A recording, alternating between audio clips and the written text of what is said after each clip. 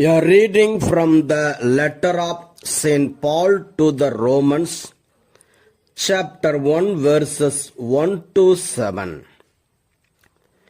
Paul, a servant of Jesus Christ, called to be an apostle, set apart for the gospel of God, which he promised beforehand through his prophets in the Holy Scriptures, the gospel concerning his Son, who was descended from David according to the flesh, and was declared to be Son of God with power according to the Spirit of holiness by resurrection from the dead.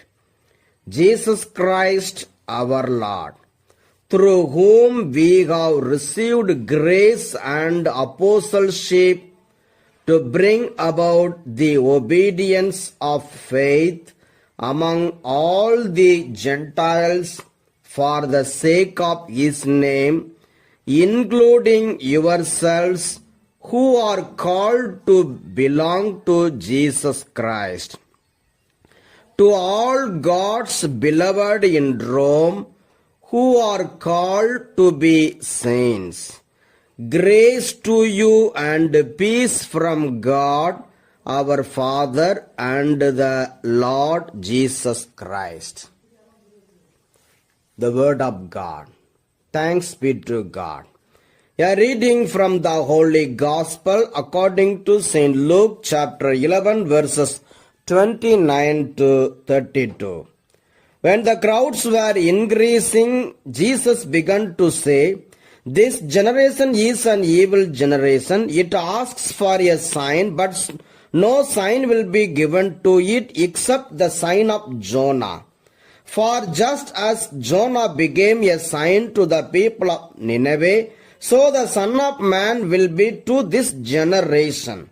The Queen of South will rise at the judgment with the people of this generation and condemn them, because she came from the ends of the earth to listen to the wisdom of Solomon, and see something greater than Solomon is here.